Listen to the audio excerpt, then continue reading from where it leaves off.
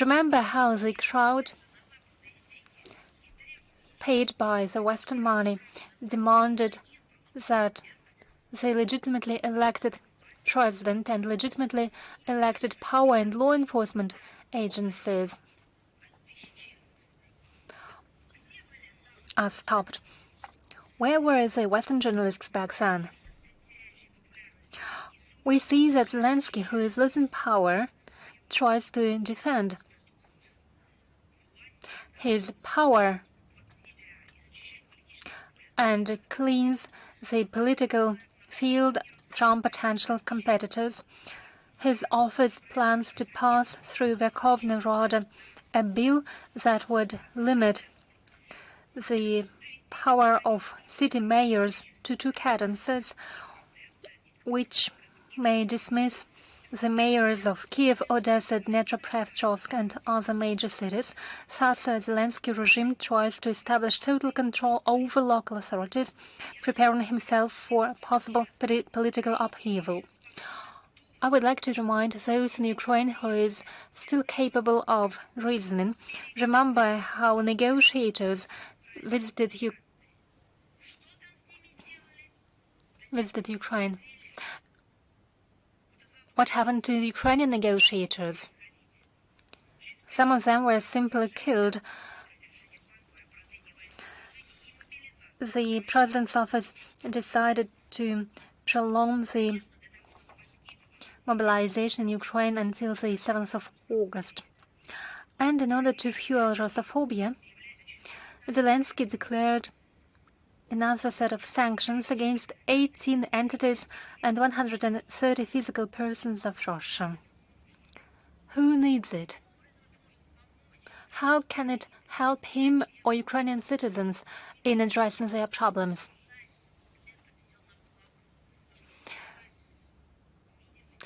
They are forced to present some sort of activities and pretend to keep themselves busy. Later, I will say who should be on that list, but now I'll say who was included on that list for unclear reasons. I take, for example, Alexander Solotkov or Arina Sharapova or Andrei Norkin or Iskander Husamov. And talking about entities, it is the International Civic Movement, Other Ukraine, or Tavria TV broadcaster. But it wasn't enough for Zelensky. On the 18th of April, he imposed restrictions against 20 more figures of domestic culture and sports. Now artist Yuri Kuklachev is under sanctions, as well as singers Yaroslav Dronov, Nikolai Rustogorev, Alexander Rosenbaum, Garik Sukachev, and actors such as Alexander Pankratov-Chorny, Yevgeny Mironov, Irina Apeximova, Oskar Kuchera, Vitaly Gogunsky, Nikita Zhigorda are under sanctions, as well as head of the Russian Academy of Ballet, Nikolai Tsiskaridze, and ballet star Sergei Polunin, a raper, athletes, boxers, gymnasts. On that same day, Zelensky imposed sanctions against 39 Russian scientists and business people. Those are the people who particularly stand in the way of Zelensky's office. Who should be on top of the list of those who really threaten the peoples of Ukraine? On top of that list should be Zelensky himself.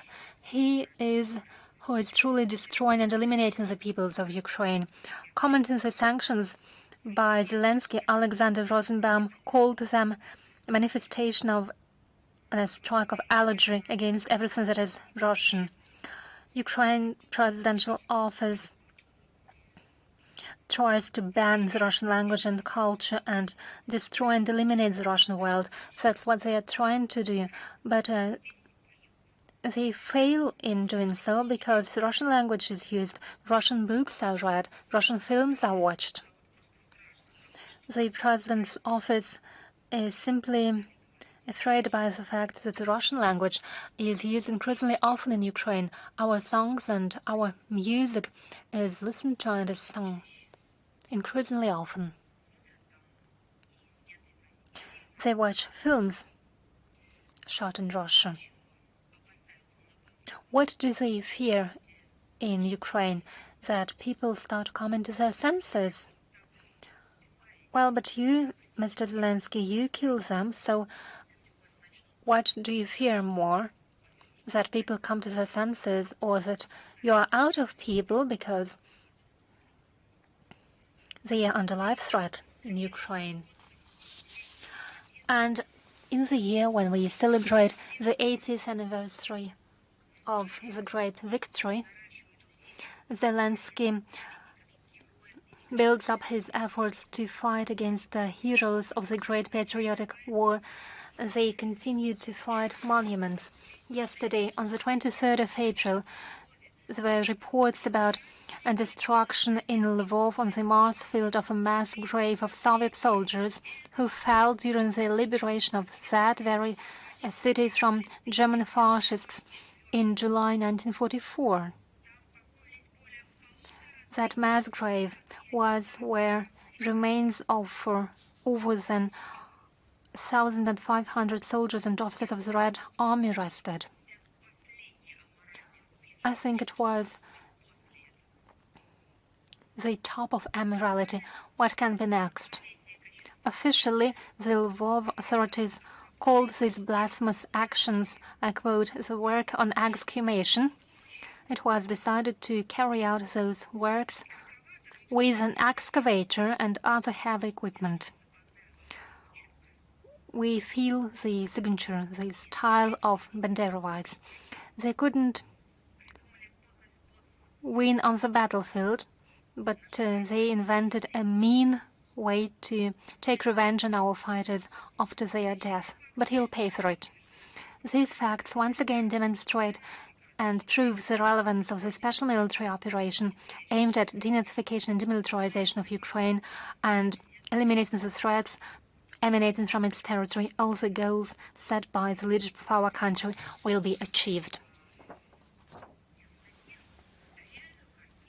In order to state the real picture and in order to steer the work of the international organization, there should be a secretariat that should be unbiased, that shouldn't take any side in the conflict. It should carry out its functions. But what is it? What are its functions? It is to fulfill its mandate in accordance with the Charter. The organization should contribute to the work of the organization on the ground to make sure the institutions can perform their work. I'm talking about the UN and its secretariat. Are they doing it in a systemic and consistent way? Unfortunately, the UN secretariat, starting from the times of the anti-constitutional coup d'etat in Kyiv in 2014, has been consistently pursuing the policy of double standards with regards to the events in Ukraine. We haven't heard from the representatives of the UN authorities, I'm talking about the Secretariat, any criticism against Maidan authorities when throughout 8 years the Kyiv regime waged a true war against the citizens of eastern Ukraine, which back then belonged to Ukraine. The UN never called for a direct dialogue between Kyiv and Donbas that was required by the UN Security Council Resolution 2202 that endorsed the package of measures to implement the Minsk agreements. Now Secretariat representatives tried to do their utmost in order to call the parties for implementation of the Minsk agreements and state the obvious failure to implement the failure of certain countries, primarily the Kyiv regime, to implement on the obligations. The UN was biased and they kept silent about his violations of fundamental rules of international humanitarian law, including the use of peaceful civilians as a human shield and placement of military equipment and fire positions in residential areas, as well as attempts to torture war prisoners and civil population. Sometimes, when it was not possible to interpret such actions in any other way, the UN Secretariat pointed to some sorts of violations of the international humanitarian law. Well, it's so easy not to call things by their proper name. The UN Secretariat tried to demonstrate its equidistance, and sometimes it voiced the calls for restraint to all parties of the conflict. It was in a situation when children were killed. They called for an independent investigation and bringing those responsible to justice, but they stressed they didn't have proved information and evidence about which side was responsible for the shellings. But they accused Russia of what it had never done on a regular basis, and in those cases they have enough of facts and emotions. Look at this situation. When the staged events took place in Bucha, when the tragic events in the rail station in Kramatorsk happened in April 2022, or when civilians were evacuated from Azovstal in May 2022, or when a terrorist attack happened on the Crimean Bridge in October 2022, where the world was witnessing the inhumane crimes of the Kyiv clique against the civilian population in the Kursk region after the incursion of the armed forces in Ukraine in August 2024, or when Russian journalists were killed. The UN Secretariat didn't utter a word. They ignored the staged events in Bucha. Quite on the contrary, they said Russia was to blame.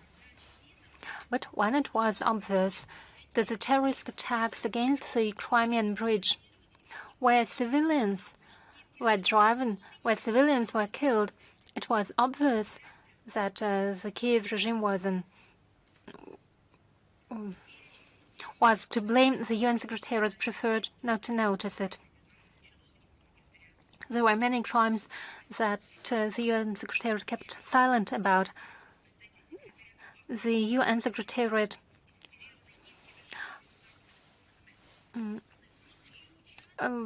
eagerly participate in information campaigns against our country. On a regular basis, do we see that the Russian side is accused of allegedly deliberate strikes against civilian and energy infrastructure of Ukraine?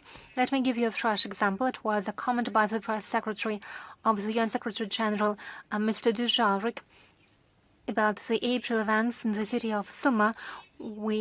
He spoke about a series of attacks against Ukrainian towns that led to victims among civilian population and large-scale devastations. On political aspects, the UN demonstrates the same attitude. In particular, Secretary General made a series of biased assessments regarding the expression of their will by the population of the Zaporozhye and Kherson regions and the Donetsk and Lugansk People's Republics. According to Guterres, the decision to annex the Donetsk and Lugansk People's Republics, as well as Zaporozhye and Kherson oblasts, will have no legal force, and it deserves, according to him, any sort of accusation and condemnation. These people remember what was done to their great-fathers and great-grandfathers. This is a people who suffered from Bombards after World War II. Now they fight neo-Nazism for their own survival and made attempts to destroy people who have both conscience and memory. We are confused by the selective approach of Secretary Guterres and other high officials of the organization to citing the terms of the UN Charter. Current officials forget that their role is to be the guardians of the principles of the Charter in all its fullness, entirety and interconnectedness. The principle of the territorial integrity that they regularly put forward, according to the consensus, I'll tell you one more time, consensus declaration on principles of the international law of 1970 is applied only to countries whose government respect the principle of self-determination and thus represent the whole population living on the particular territory. It is clear that following the coup d'etat, the Kyiv regime do not meet this criteria. Zelensky and his predecessors laugh at it. They laugh that they have to represent the whole population of Ukraine and to ensure rights of the whole population. Language rights, social rights, human rights, they cannot select those who can or cannot speak their native language.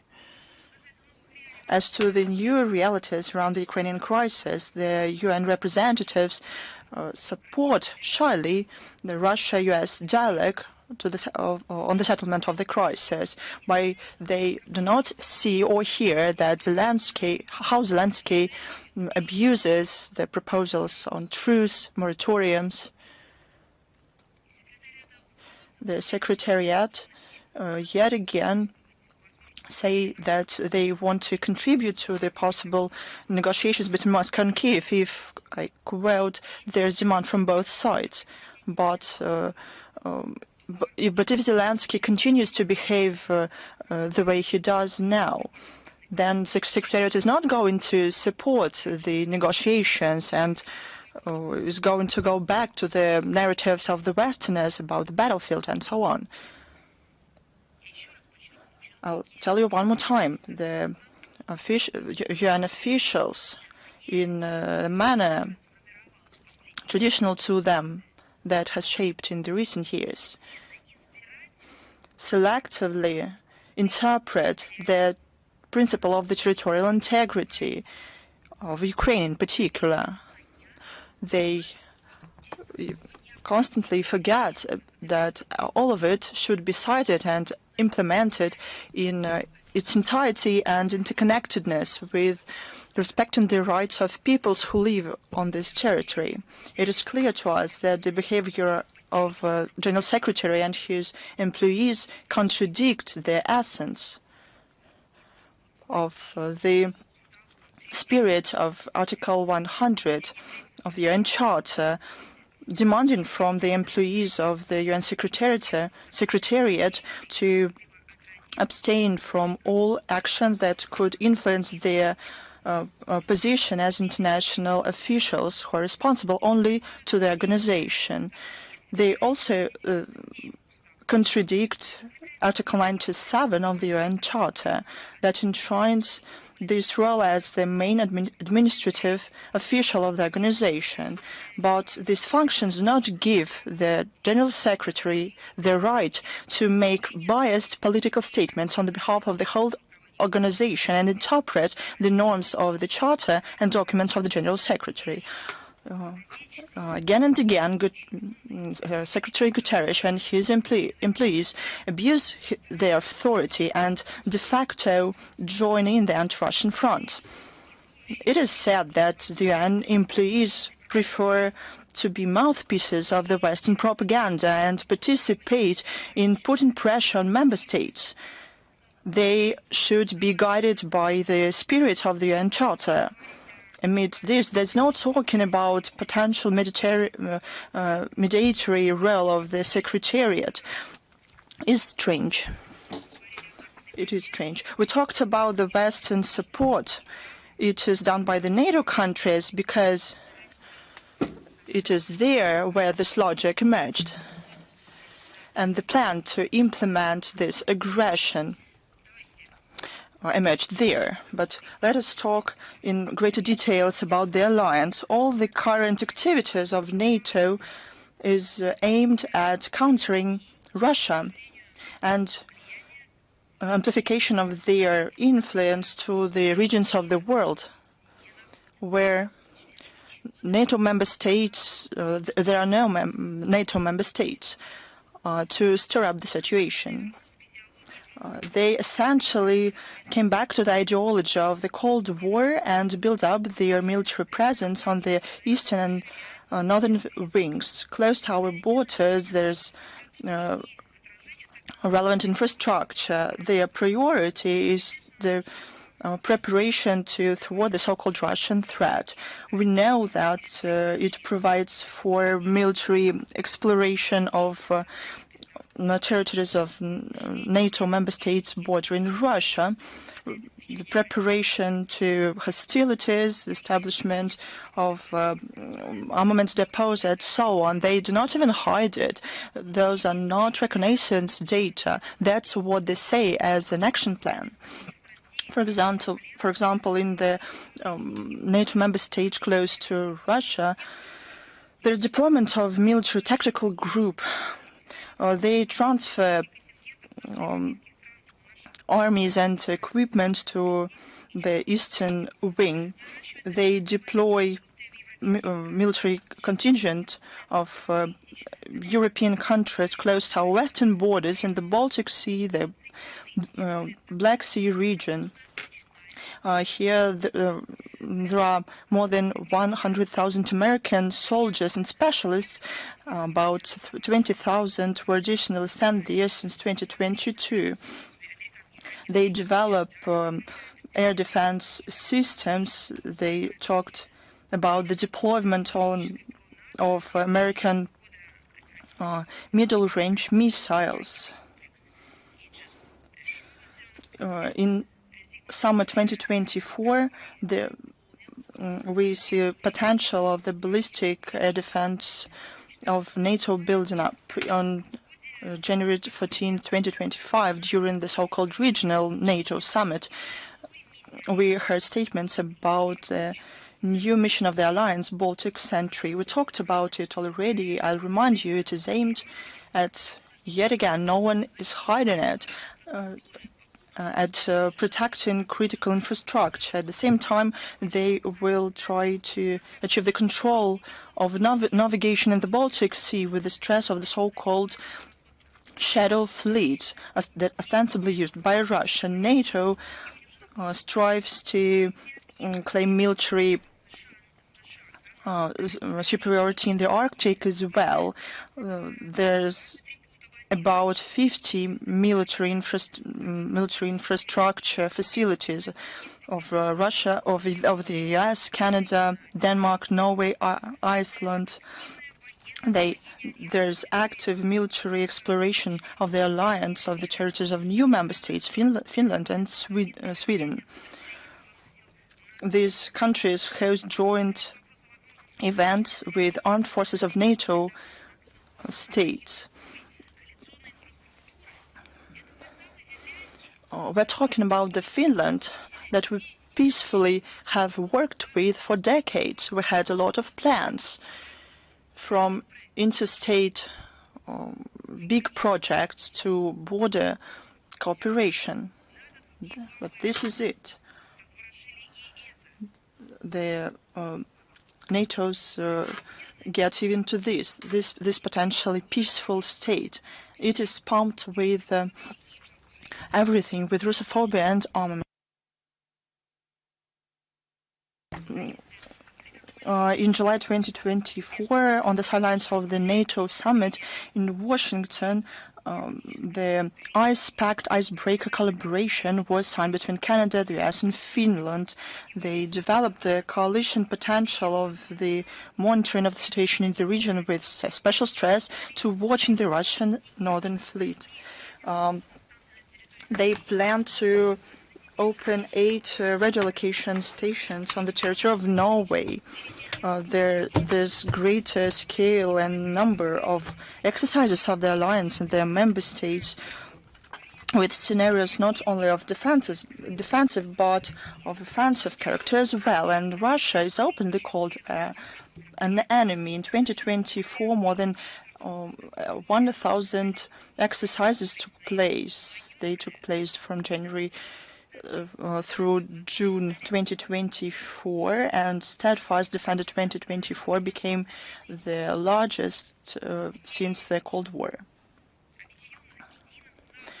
In a number of exercises united by one aim,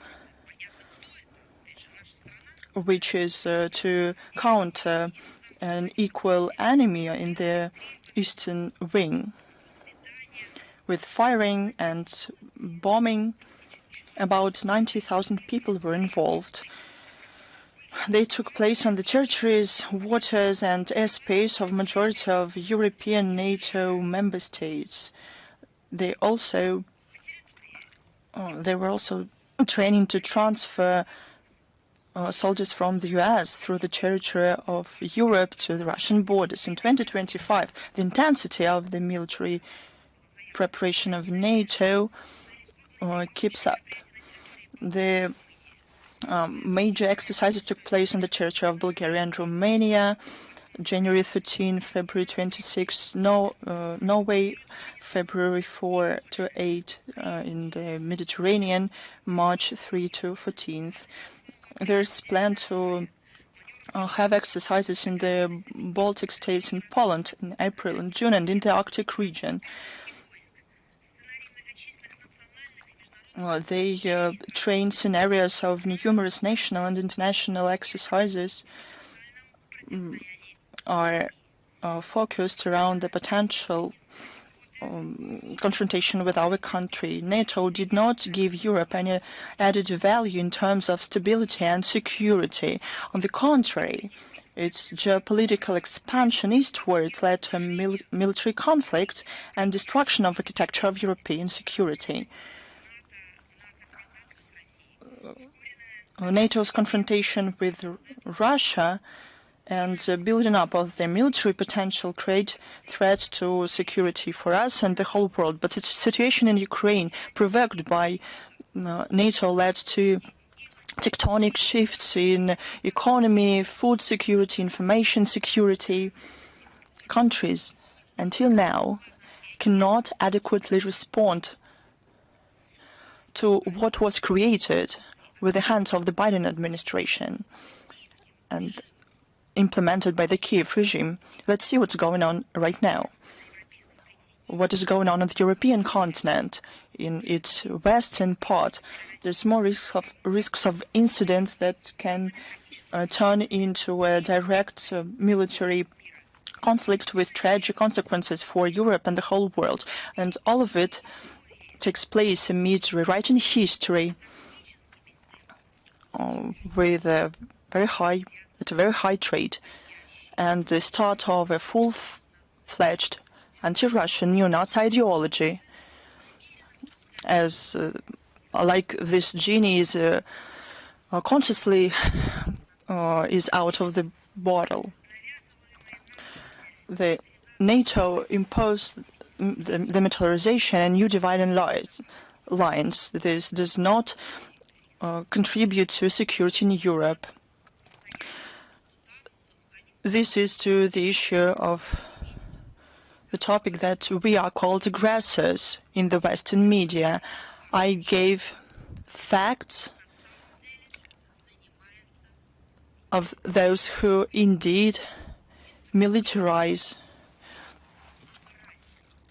and have destructive aims. We talked about Finland.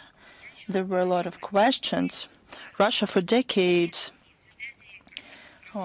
built relations with this country and with population based on mutual respect, pragmatic cooperation. There was political dialogue, trade, cultural exchanges, joint projects in energy and logistics, cross-border trips, millions of them. A lot of families were created, and all of that seems to be a solid foundation of good neighboring. and we had everything for peace and mutual understanding. I remember how former President Niinistö praised, I quote, direct and clear dialogue with Russia, and said that there are no problems in the relations, and we did not have from our side.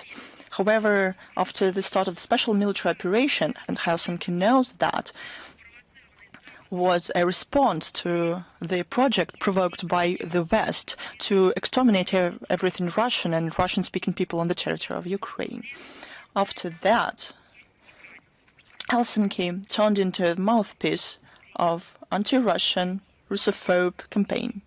Mr. Niinistö, who once talked about mutually beneficial cooperation, started to talk, I quote, military crimes, aggression, loss of confidence. It turned out that all the good neighboring for the Finnish elite was a forced smile. They ostensibly tolerated the dangerous neighbor because of geography. The new president, Alexander Stubb, a passionate Atlantist, continued this performance. He threatened, quote, support Ukraine until victory. I cannot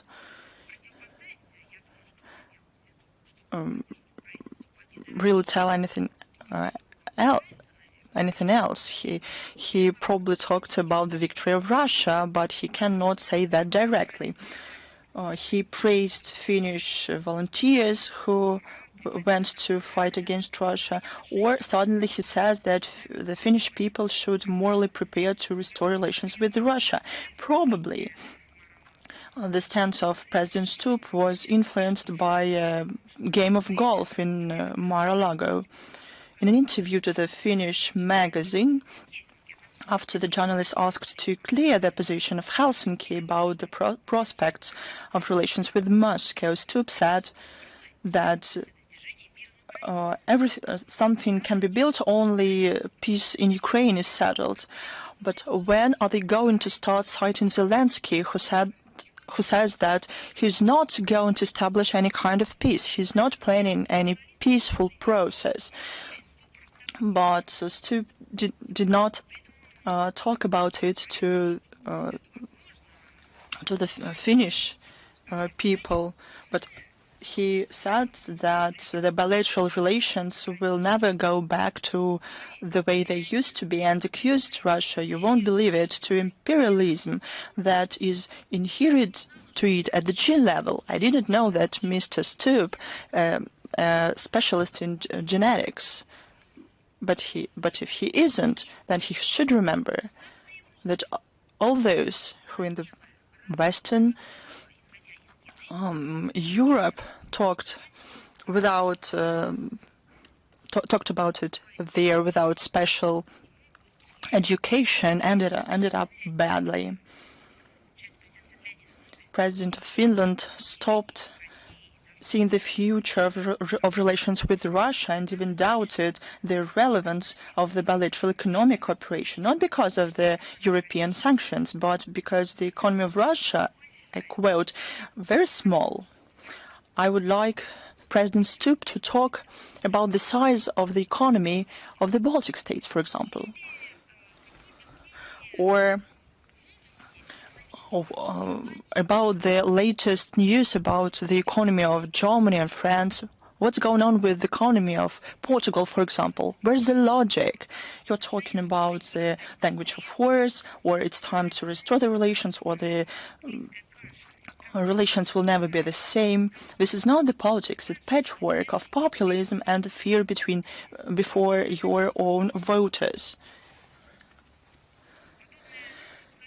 Such inconsistency and self-contradictory of the actions of the Finnish leadership in terms of Russia leads to consequences. It is clear that because of the destruction of mutual beneficial cooperation with our country, Finland lost much more than it gained, if it gained anything at all. Security of Finland following after it joined NATO hardly strengthened. On the contrary, their finance burden increased.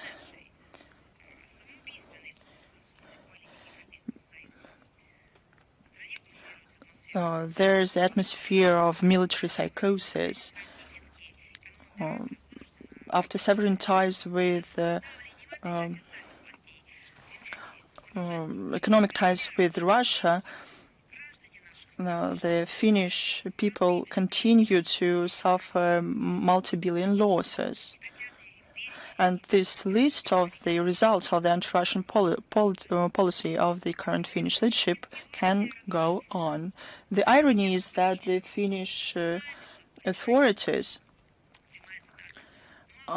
recognize on their own there's little left from the earlier relations.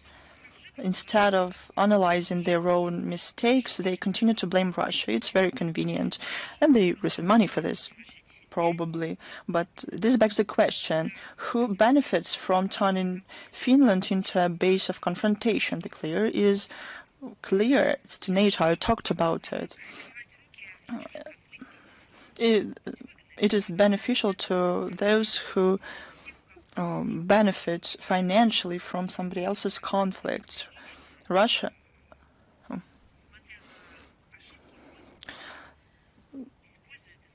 To those who, despite the lessons of history, continues to exploit their superiority. Now about our country. Russia has always been prepared for a dialogue and demonstrated in practical steps this. The dialogue begs for sincerity, not double standards and provocations. And until the Finnish leadership demonstrates weakness, the only one thing, the weakness in defending their own national interest, it is said that ordinary Finnish people are going to pay for this. The Japanese militarism, we constantly keep you informed about the facts of crimes for this shameful act in the year of the 80th anniversary of the victory. We have new information on the subject of crimes of Japanese militarism during the Second World War, which, according to most, and as we have repeatedly emphasized, has no statute of limitations. Proceedings to punish all those responsible continue to this day. The Office of the Prosecutor General of the Russian Federation has officially notified of the orders issued in December 2024 and January of this year to revoke the earlier conclusions on the rehabilitation of 10 Japanese citizens. Their names will be posted in the text version of the briefing. These persons are accused of engaging in subversive and espionage activities, as well as committing common crimes. Based on the results of the review of court decisions in cassation and supervisory instances, it has been established that the above persons are not subject to rehabilitation, and their guilt has been fully proved.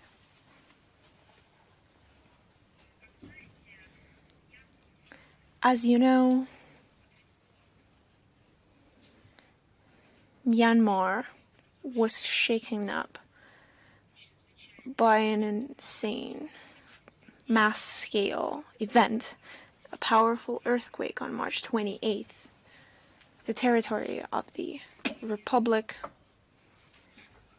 was truly shaken up by the earthquake. It has shaken the cities. It was the largest earthquake of the 7.7 magnitude, which caused large-scale destruction of infrastructural and social objects, mainly in Sagaing administrative region, Mandalay and Naypyidaw cities. As a result of the earthquake in Myanmar, according to official data, 5,106 people were affected.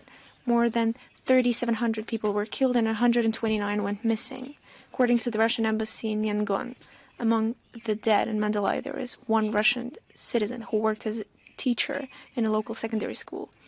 By order of the President of Russia, within the framework of rendering humanitarian aid to the friendly Myanmar people, 5 Il-76 planes of the Russian emergency services arrived in this country on March 29th and March 21st. 264 people team from Russia came over, which included employees of the Centrospas Air Mobile Unit, Center for Special Risks, Special Operations Leader, Canine Team, anesthesiologists, and psychologists. Other doctor brigades came over, a team from Emergency Pediatric Surgery and Traumatology Clinic of Dr. Roshel and 4 doctors from the Republic of Kalmykia also arrived in Myanmar. A total of 10 flights were operated by the Russian Emircom to Myanmar, delivering 157.5 tons of humanitarian aid, tents, mobile power plants, foodstuffs, essentials. Medics of the Centrospas detachment resuscitated 2 people who were brought to an air mobile hospital with cardiac arrest. Specialists of the Ministry of Emergency Situations of Russia found and extracted 1 victim alive from under the rubble, as well as 37 dead bodies. 130,000 square meters were surveyed to identify people under the rubble. Doctors of the field mobile hospital provided medical assistance to 508 citizens, including 94 children. 68 surgical operations of varying complexity were performed. Chairman of the State Administrative Council, Prime Minister of the Republic of Myanmar, during his visit to the location of Russian rescuers, expressed his gratitude for the assistance in eliminating the consequences of the earthquake. The work of Russian search and rescue teams was highly appreciated by international organizations, in particular the UN Office of the Coordination of Humanitarian Affairs. More on the world diplomacy. Today, the world community celebrates the International Day of Multilateralism and Diplomacy for Peace, established by the UN General Assembly Resolution 73/127 on December the 12th, 2018, which was introduced at the initiative of Venezuela. This day is intended to recall the importance of the collective efforts of states to resolve global problems, prevent conflicts, and promote peace. Today's challenges include international terrorism, extremism, drug trafficking, organized crime, cyber threats, information wars, climate change, new pandemics. In order to deal with these threats, which undermine international stability, we have to coordinate action by members of the international community, driven by recognizing their common responsibility for the fate of present and future generations. And here the UN plays a special role in this effort since its foundation. This organization has been a unique and indispensable platform for building interaction between states, thanks to its universal legitimacy, which is unfortunately undermined by the global minority, but it's still holding on thanks to their special competence and maximum representativeness. The UN is able to make contribution to the maintenance of international peace and security, to promote human rights, and the UN Charter is of key importance for the full realization of the potential of world organization. This document is rightly considered the cornerstone of the world order. Of course, it's subject to many efforts of the world minority to undermine it. The UN Charter has been considered the code of conduct for many states in order to provide peaceful and harmonious coexistence. And the postulates of the UN Charter constitute an integral system that must be strictly observed in their entirety, totality, and interrelation. Unfortunately, in recent times, the UN-centric system of international relations is in deep crisis. The reason is in the unilateral actions of certain Western states that believe in their own exclusivity and infallibility. They are increasingly using their advantage in order to push forward their unilateral decisions, trying to mobilize efforts for their destructive endeavors. They have already usurped the secretariat of the organizations, turning it into an agent of the interests of the collective West, and I would like to once again recall of the world minority. The concept of a so-called rules-based world order is aimed at revising the international legal architecture and creating alternative decision-making mechanisms that bypass the UN. Russia has consistently advocated strengthening multilateralism as a responsible member of the international community, primarily by restoring the authority and central coordinating role of the UN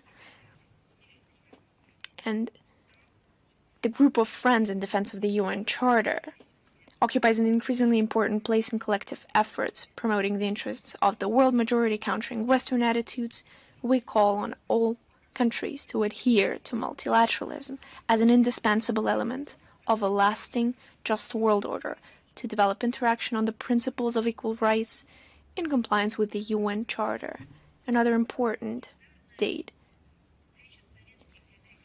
Do you remember the legendary meeting of the Soviet and American troops on the Elbe River?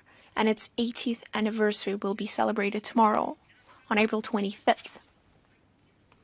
It became one of the most important symbols of the defeat of Nazi Germany by the unified forces of the anti-Hitler coalition. It was on this day, making the highest point of combat alliance between our country and the US in World War II, where the soldiers of the two armies shook hands on the damaged bridge near Torgau, the spirit of Elbe.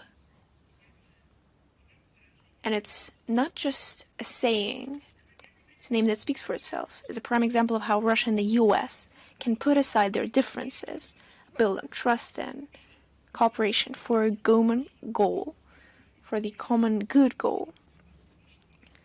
And remembering these lessons of the past is especially relevant now when attempts to rewrite history,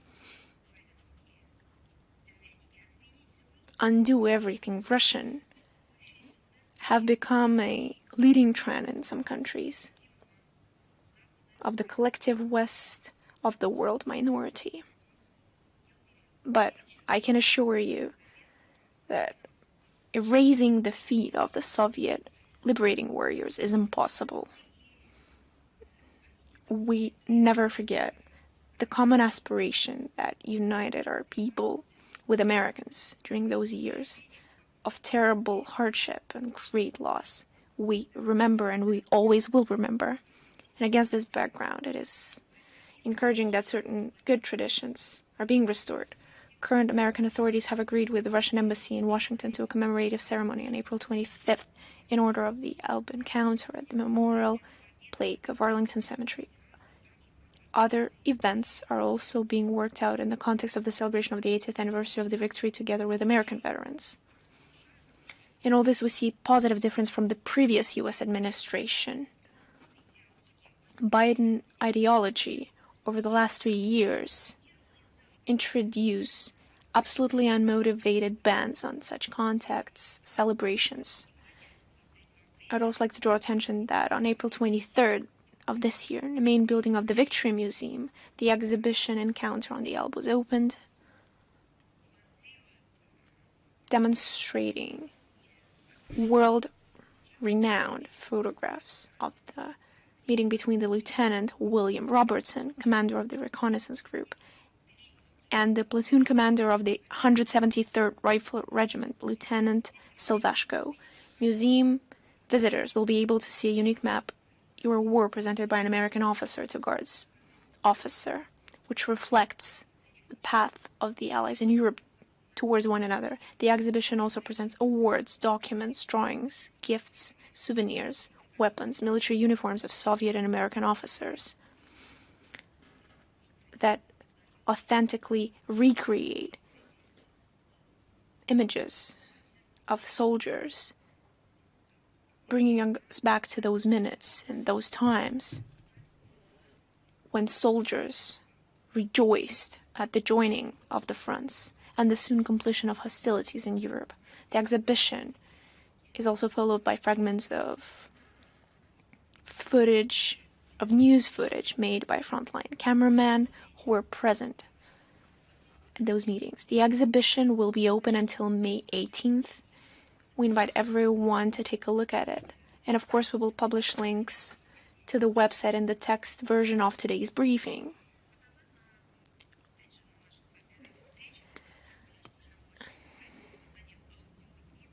A year ago, we've told you about the volunteer project to create audio guides to concentration camp museums. And to our delight, the initiative is alive and well. We congratulate the initiative group on another success. 76 school kids, students, teachers of German language from 11 cities of Russia, 3 universities, 13 schools, translated into Russian and voiced a documentary film about the concentration camp Dachau, an audio guide to the memorial of the concentration camp Salaspils. There are participants from the Amur and Orenburg regions, Yekaterinburg, Yelts, Lugansk, Moscow, Penza, St. Petersburg, Tambov, Tyumen, and Yaroslavl. The project manager, back in the day, Lena Serpionova, drew attention to the fact that there is no Russian translation of the documentary about the concentration camp in the museum. And I'd like to recall that it was in Dachau that more than 4,000 Soviet prisoners of war were brutally shot. And also, in 1944, 92 Red Army soldiers, participants of the camp resistance, who were members of the Fraternal Union of Prisoners of War, were shot. The union organized resistance in various concentration camps, carrying out underground work, rescuing their fellows. The project participants translated and redubbed a movie about Dachau in Russian. The movie is available on a special website, and of course we will publish the link in the text version of the briefing as part of the second project. School students, teachers, translated and dubbed an audio guide to the Salaspils concentration camp memorial in 3 languages, Russian, English, and German versions. The text for the audio guide to the Salaspils memorials based on the materials of historian Vladimir Bogov, who over 10 years researched Nazi atrocities in the concentration camp Salaspils, and not the labor camp as the Nazi supporters referred to it. This was in fact a concentration camp. Vladimir Bogov, through many years, stood against the paradigm of Soviet occupation, which is imposed on society by the Latvian authorities. His widow, director of the Trustworthy History Foundation, compiled the text, passed it over to school kids and teachers for translation and voiceover. The audio guide contains the historian's critical remarks about the modern exposition in Salaspils. We're grateful to all those who are indifferent and involved in the project. School kids, students, teachers, sound engineers, historians, translators, and we hope that your work will carry on and we will assist you in any way possible. On April 25th, the International Patriotic Action Victory Dictation, under the motto "No to Remember," will be held all over the world. It will be dedicated to the theme of events of the Great Patriotic War. It will be traditionally held at regional sites across Russia and abroad, as well as online at the website diktantpobedi.rf. And of course, all links will be available in the text version of today's briefing. If you don't have time to write the dictation on April 25th, don't worry, it will be available further on the project website. A series of online practice tests to prepare for the dictation is already underway. They will help users to refresh their knowledge and to test their knowledge on the events of the Great Patriotic War. Questions have been compiled by professional expert historians of the Russian Historical Society. Each test has its own theme dedicated to important dates, famous commanders, military operations, and other significant events of the Great Patriotic War. Although, is there something insignificant about the Great Patriotic War? We invite everyone to test their knowledge. On the 13th of April, the Vietnamese people and all the friends of Vietnam, including Russia, obviously will celebrate the 50th anniversary of the liberation of the south of this country after the declaration of independence of Vietnam in September 1945. France didn't want to accept it and unleashed the war that ended in 1954 with a shameful defeat.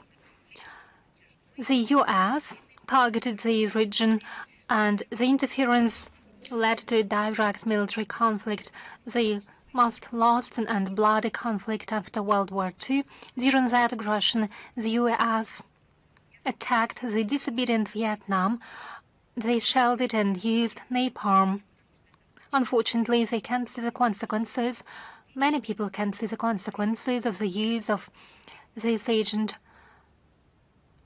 But look it up, and we will provide a link in the verbatim report of this briefing. The Vietnamese people suffer it all, and the consequences of the sadly known defoliant Agent Orange are still suffered by the peoples of Vietnam.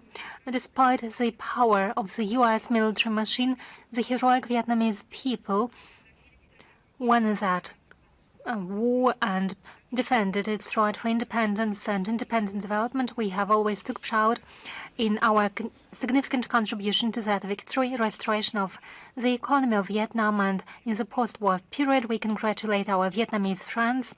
We are happy to see their inspiring success in the economic and social sphere, and the 24th of April will mark the 110th anniversary of one of the most tragic events in the first half of the 20th century, the Armenian genocide of the Ottoman Empire. Russia has always considered the sorrow of the broadly Armenian nation as its own. According to historical records, in 1915, the Caucasus Army of the Russian Imperial Army, at the instruction of Tsar Nicholas II, opened the Russian-Turkish border and saved no less than 350,000 Armenians. Moscow's position is well known. It has been consistent and is based on the humanist tradition. In 1915, on the initiative of the Russian diplomacy, the leading participants of the international community qualified the events as a crime against humanity. Modern Russia was one of the first ones to recognize the genocide of Armenians in the Ottoman Empire. The State Duma back in 1995 and 2005 adopted rulings condemning the genocide of Armenians in 1915, 1922. In 2015, President of Russia paid a visit to Armenia and participated in the ceremony in commemorating the victims and expressed his sincere sympathy for the Armenian people. Traditionally, many Russian cities, not only Moscow, will host many commemorative events, including representatives not only of Armenian community, but also of peoples of all nationalities. And another announcement, association of the studies named after Gromyko, the McGill University, the Institute for Europe, and the Academy of Governance under the President of Belarus opened the call for applications of young international relations experts from the CIS. Original, previously unpublished scientific articles and analytic reports of individual authors or groups of authors aged under 40, dedicated to a wide range of international topics of international relations, are invited to participate, including geopolitical processes and prospects of integration in the post-Soviet space, as well as threats to international security, the role of the UN, and preservation of historic truth and fight against falsification of history. The project is implemented since 2018. The final round will take place on the 23rd and 24th of July. The event will include presentations of analytic reports of young experts and a ceremony of presenting awards. In order to participate, you have to apply until the 16th of May on the official website by attaching the questionnaire and the article. The links will be present in the text of today's briefing. From the 8th to 13th of May, Moscow will host the 10th International Festival of Folk Song entitled WWII 2025, dedicated to the 80th anniversary of the victory in Great Patriotic War. As many other events. What is WWII, or Good Vision, as it may be translated? Who initiated it? It was in May 2014. It was initiated by hero of the Soviet Union, cosmonaut Valentina Tereshkova. People's Artist of the USSR and Hero of Labor of Russia, Iosif Kobzon, and Deputy of the State Duma Oleg Nilov. The festival aims to preserve and develop the culture of folk song and at promoting folk traditions and true spiritual and moral values. Year by year, increasingly more artists and ensembles participate. The geography of Dobrovidny covers almost all regions of the Russian Federation and foreign countries, including China, India, Serbia, Moldova, and many other countries, thus contributing to strengthening and developing the cultural ties, not just formally or in an ad hoc manner.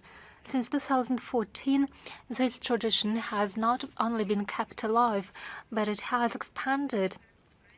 This year, Dobrovidny will bring together over 1,000 gifted artists from Russia and abroad, and events will take place on the best premises of the Russian capital. The main stage will be the State Kremlin Palace. The State Academic Kuban Cossack Chorus will be there, as well as the State Academic Omsk Russian Folk Chorus and the Academic Russian Folk Chorus named after Pyatnitsky. The first event will be the presentation of awards of the National Award entitled Dobrovidny 2025. On the 9th of May, there will be concerts for participation of the special military operation in hospitals in order to support the fighters of the special military operation. The special project entitled Dobrovidny von Donbass was launched. Concerts were organized at the front line, including in the area of the special military operation. On the 11th of May, participants of Dobrovidny 2025 will present their performances during the Moscow Seasons City Festival. On the 11th of May, Dobrovidny Choir will inaugurate the 10th festival. Folks, choirs, ensembles, soloists, and accordionists will perform. They will perform folk songs, as well as popular songs dedicated to the great victory. A TV show will be shot there, and on the 13th of May, in the final day of the festival, a concert will take place in the Hall of Church Assemblies at the Cathedral of Christ the Savior. Dozens of academic choruses and folklore ensembles will perform and show their talents. It is expected to be an important event in the cultural and public life of Moscow and the Russian Federation, and participation of foreign performers will expand cultural ties and serve to the enhancement of inter-civilizational dialogue and strengthen the understanding between the peoples. We invite everybody to participate in the festival. Russian and foreign media are invited by the organizers to cover these concerts. And now I'm ready to take your questions. Is International Live, Международная жизнь, with us? Yes, we are here. Ursula von der Leyen recently spoke about a large number of countries who want to cooperate with the EU in the context of an unpredictable global situation. Countries are rowing up in order to work with us. How would you comment on it? Well, it's funny enough that she said that the world is unpredictable. According to her, the unpredictable, she is talking about the unpredictable global situation, but who was it who created it? Wasn't it due to her efforts? Wasn't it due to the member states of the EU and NATO member states? Wasn't it them who initiated this bacchanalia in 2014, when with their own hands, well, she comes from Germany, so she may ask her German colleagues how they orchestrated Maidan in Ukraine. First, they provoked an internal Ukrainian crisis. Then they proceeded to impose sanctions, which hit the entire world. And then these sanctions hit themselves too. And it all led to a civil war in Ukraine, and then it all expanded and took a shape of an international conflict. Who is making the world unpredictable? It's her. Now to the great number of countries who allegedly want to cooperate with the EU.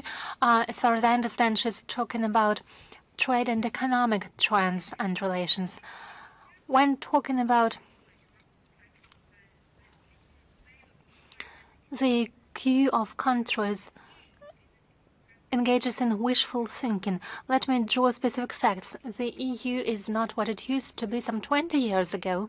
The reputation of the European Union as a comfortable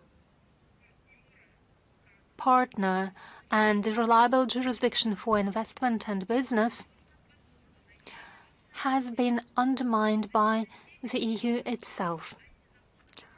It is an achievement or an anti-achievement by Madame von der Leyen herself. We see enormous corruption in the EU, despite the common sense. They have abandoned Russian energy sources and other resources at good prices, and testifies to the low reputation of the EU as an economic partner under the guise of fighting climate change. You remember the plans to launch the so-called border correction mechanism, or, for example, the measures to fight deforestation. Those are hidden tariffs. Talking about its role as a safe haven, it is no longer a prerogative of the EU. Its economy has been experiencing a storm for a long time. I can cite many examples, such as decline of industrial production, the enterprises that have been shut down, redeployment of production sites abroad.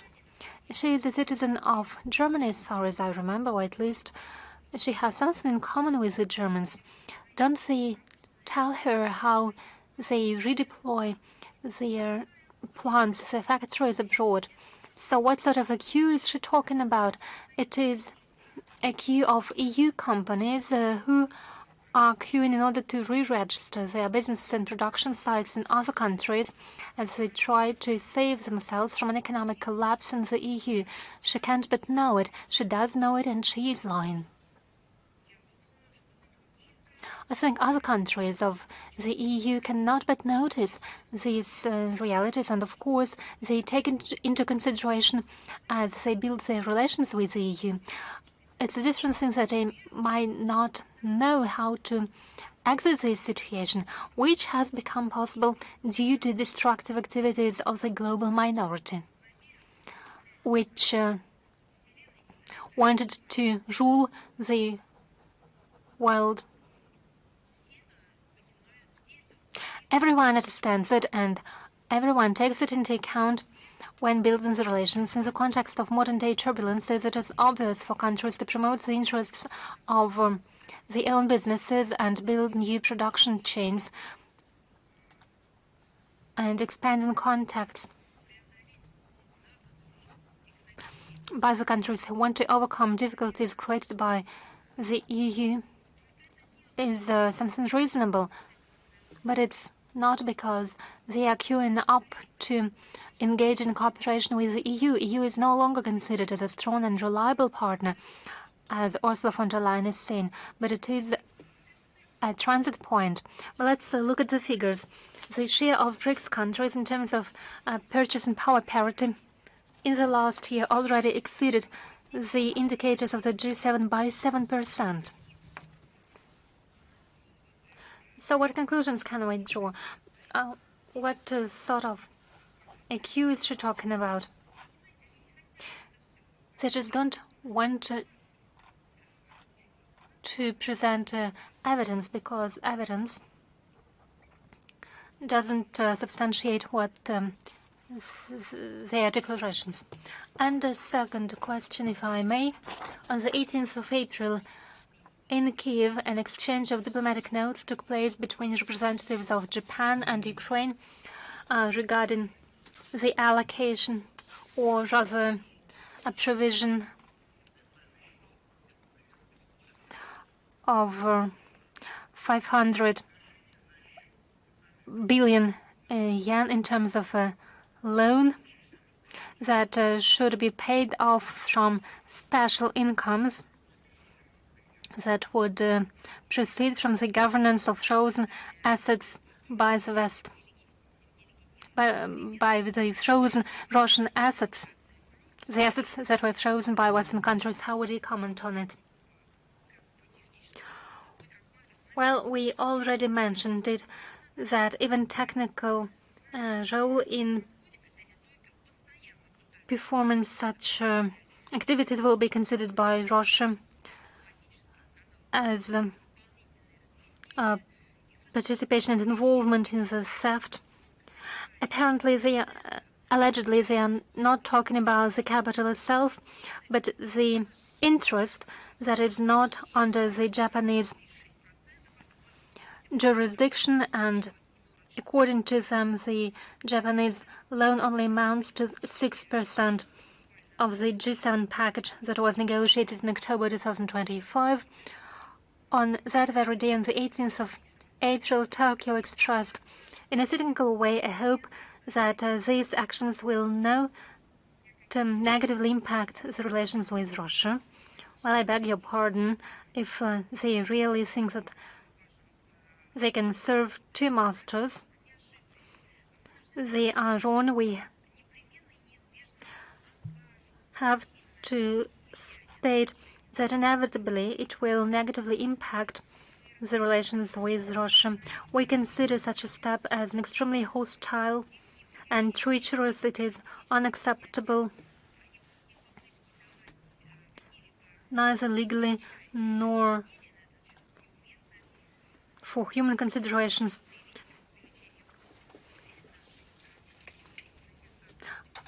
Probably Tokyo wants to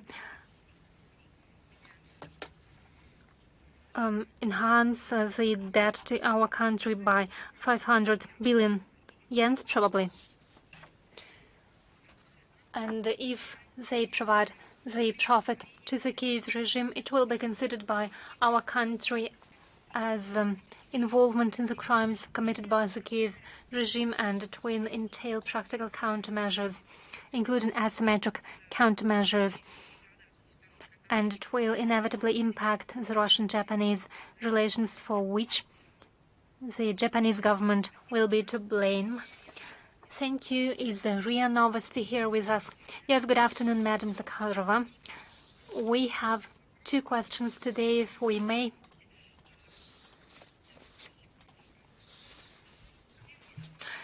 The first, yes, we do recognize each other. That's good. I have two questions, if I may, and the first question is as follows. Yesterday, Mr. Rusnak arrived to Russia in order to collect secret information regarding the plans of the Russian leadership.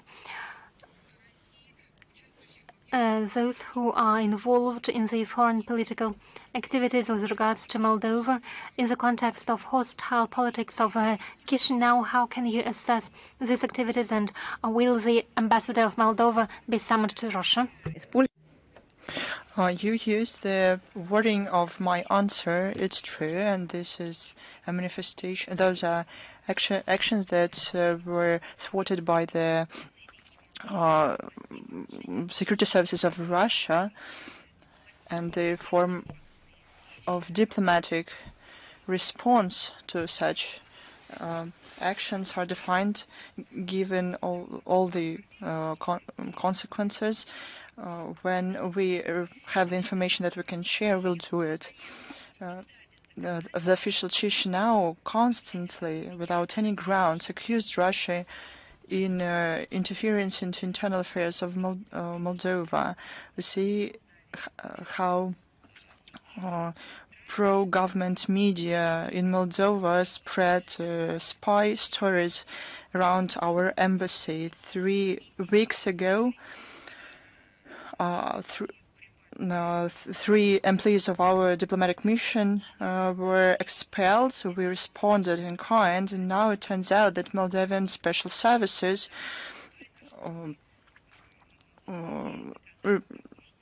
collect data on the territory of our country. This proves that what Sandra does, she does on purpose to sabotage between our countries and to make the lives of their citizens more difficult, to rewrite history of our countries, our common history. This is one more example. Thank you very much. I have question too, of course, about Moldova again.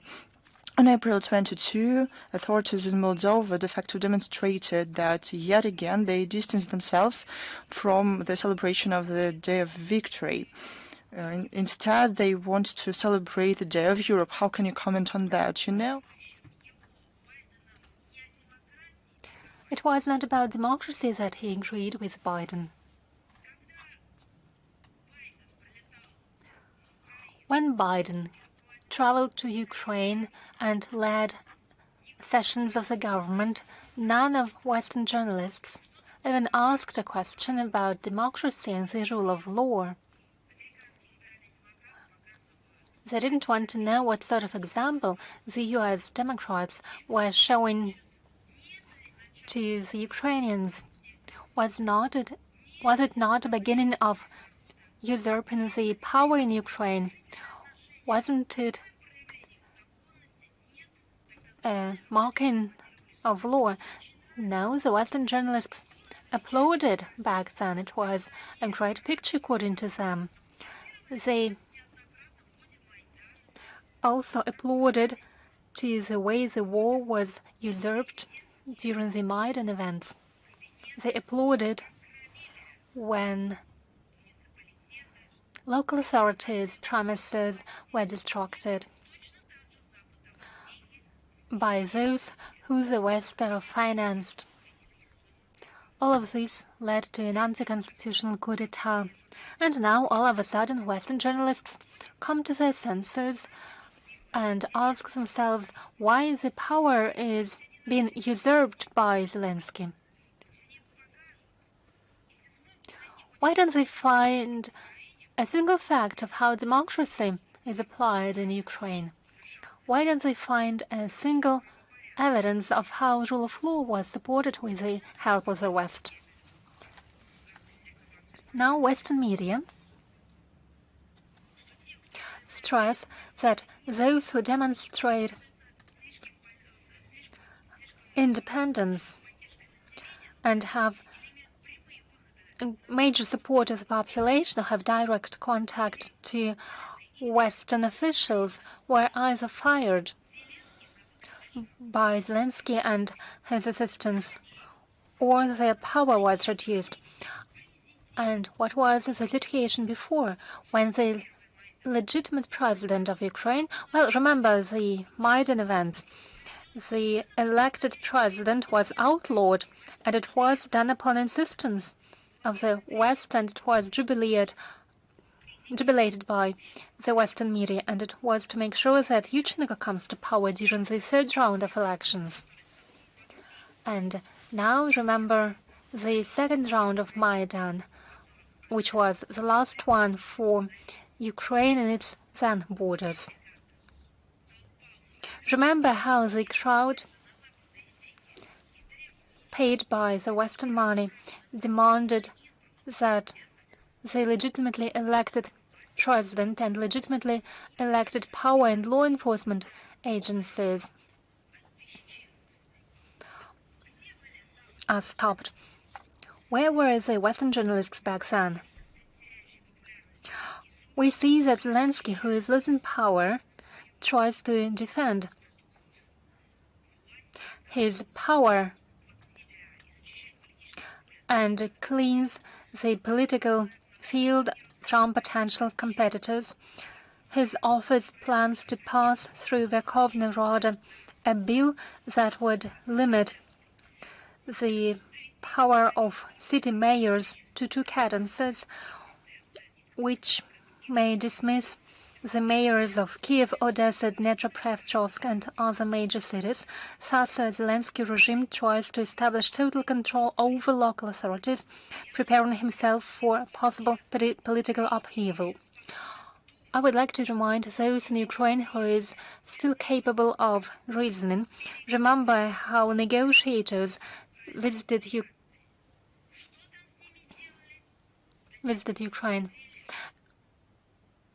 What happened to the Ukrainian negotiators? Some of them were simply killed.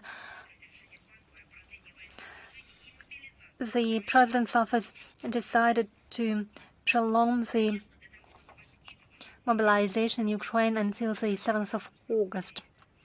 And in order to fuel Russophobia, Zelensky declared another set of sanctions against 18 entities and 130 physical persons of Russia. Who needs it? How can it help him or Ukrainian citizens in addressing their problems?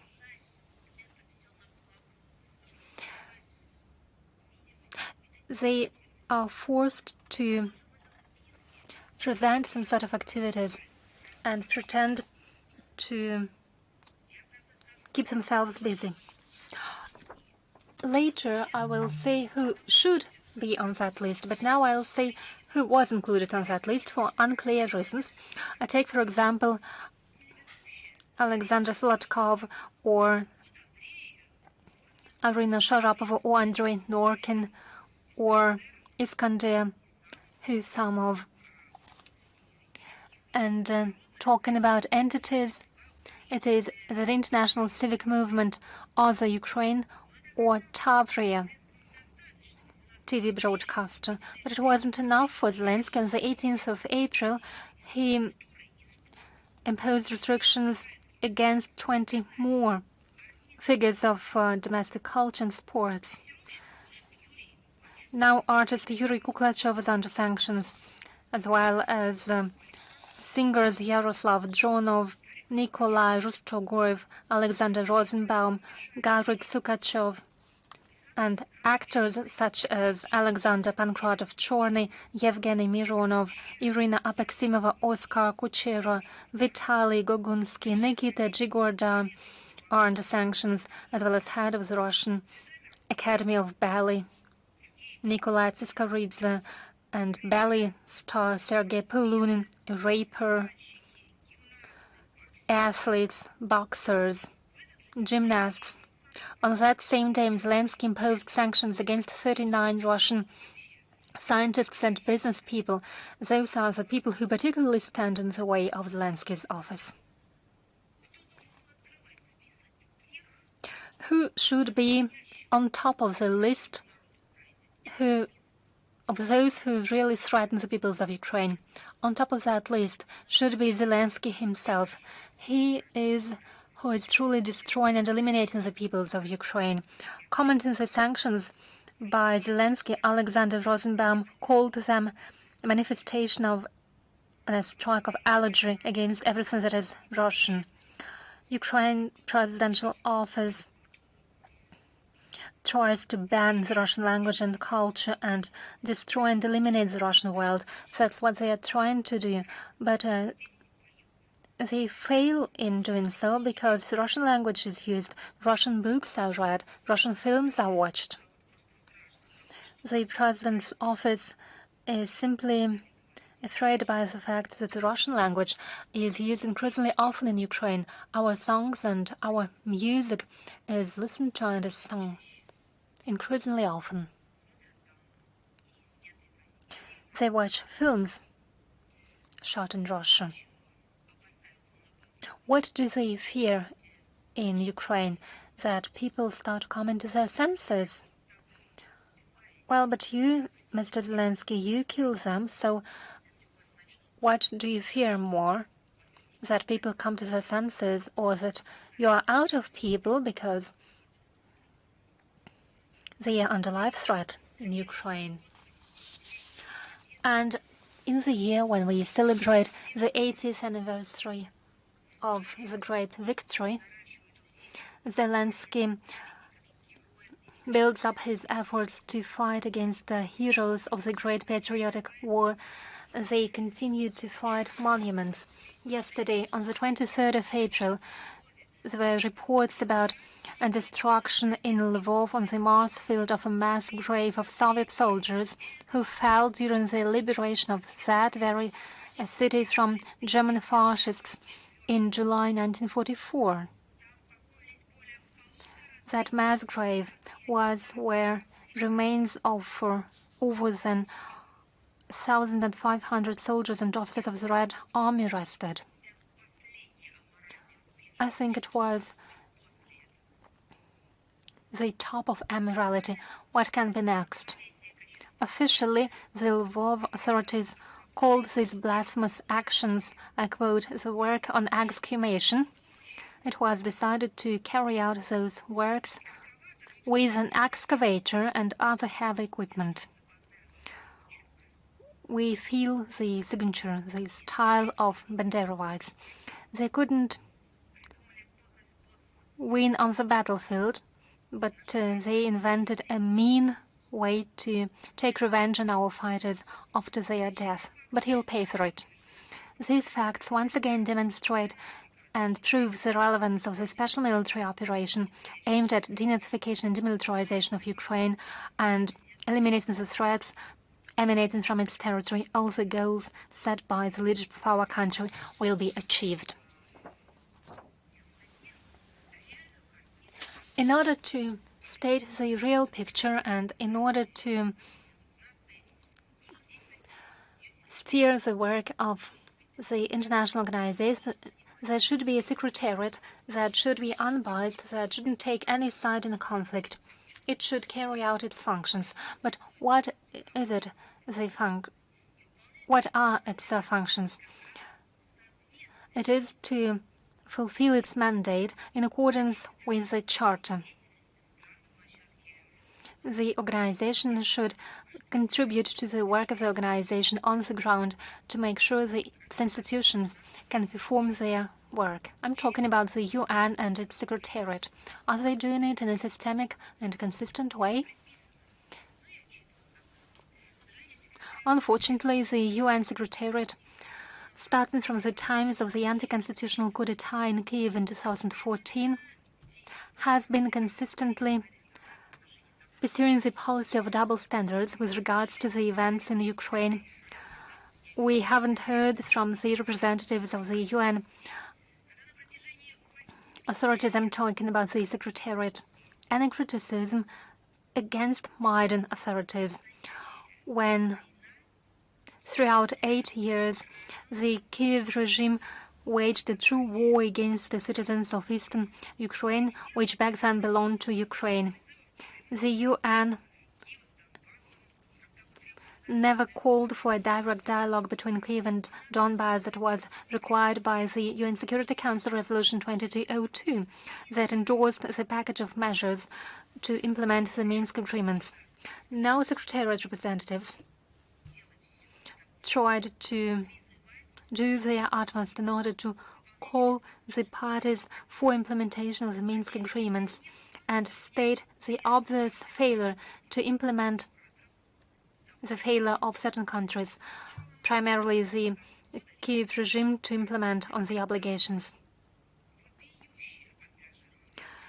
The UN was biased and they kept silent about violations of fundamental rules of international humanitarian law, including the use of peaceful civilians as a human shield and placement of military equipment and fire positions in residential areas, as well as attempts to torture war prisoners and civil population.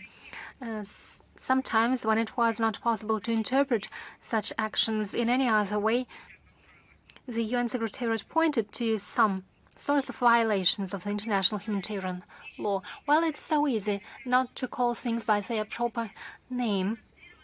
The UN Secretariat tried to demonstrate its equidistance, and sometimes it voiced the calls for restraint to all parties of the conflict. It was in a situation when children were killed.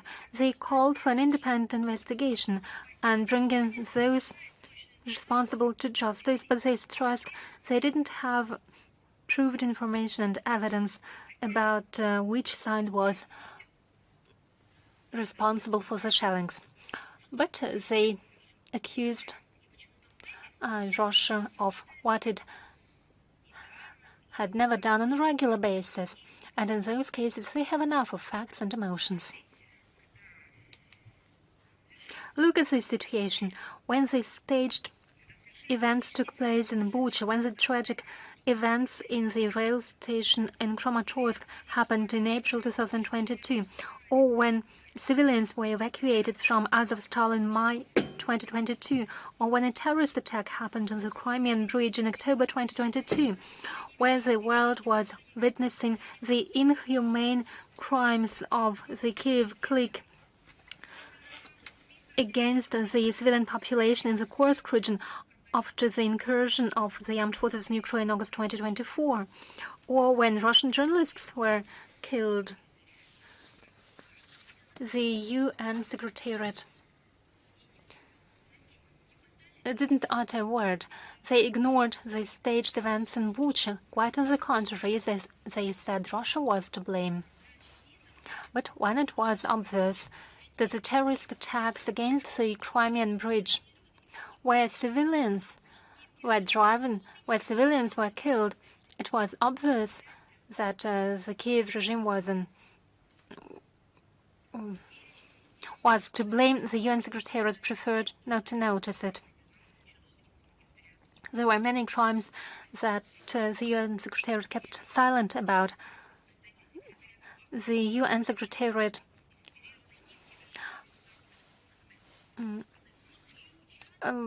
eagerly participate in information campaigns against our country. On a regular basis, do we see that the Russian side is accused of allegedly deliberate strikes against civilian and energy infrastructure of Ukraine?